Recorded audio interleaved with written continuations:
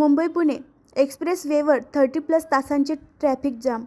जाममध्ये अडकलेल्या या उद्योगपतींनी चक्क हेलिकॉप्टरच मागवलं.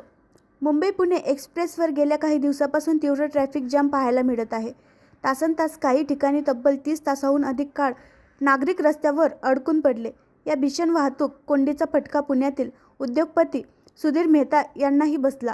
8 तास वाहतूक कोंडीत अडकल्यानंतर सुधीर मेहता यांनी अखेर हेलिकॉप्टर मागवून पुण्याकडे प्रस्थान केले. त्यानंतर त्यांनी सोशल मीडिया प्लॅटफॉर्म ट्विटरवर एक्सप्रेसवरील वाहतूक कोंडीचे हवाई फोटो शेअर करत महत्त्वपूर्ण मुद्दा उपस्थित केला. ते म्हणाले, फक्त 10 लाखात हेलिपॅड उभारता येतो आणि त्यासाठी साधारण 1 एकर लँड पुरेसा आहे. मुंबई पुणे एक्सप्रेसवर अशा इमर्जन्सी एक्झिट पॉईंट आणि हेलिपॅड्स असायलाच हवेत. मंगळवारी सायंकाळी मुंबईकडे जाणाऱ्या महामार्गावर गॅस टँकर ॲक्सिडेंट झाला. या टँकरातून अत्यंत ज्वलनशील प्रोपिलिन गॅस गळती होत असल्याने मोठा धोका निर्माण झाला. सुरक्षिततेच्या कारणास्तव एक लेनवरील वाहतूक पूर्णपणे बंद करण्यात आली. या अपघातामुळे वाहनांच्या रांगा तब्बल 20 किलोमीटरपर्यंत पसरल्या.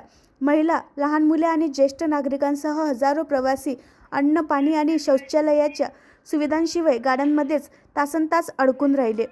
पिनॅकल इंडस्ट्री आणि इका मोबिलिटी याचे अध्यक्ष सुधीर मेहता यांनी त्यांच्या पोस्टमध्ये स्पष्ट शब्दात सांगितले की मुंबई पुणे एक्सप्रेस वेवर यासारख्या हायस्पीड कॉरिडॉरवर अशा आपत्कालीन परिस्थितीसाठी योग्य इमर्जन्सी प्रिपायर्डनेस, नियोजित एक्झिट पॉईंट आणि आवश्यकता भासल्यास वाहने परत वळण्यासाठी उघडता येतील अशी यंत्रणा असणे आवश्यक आहे.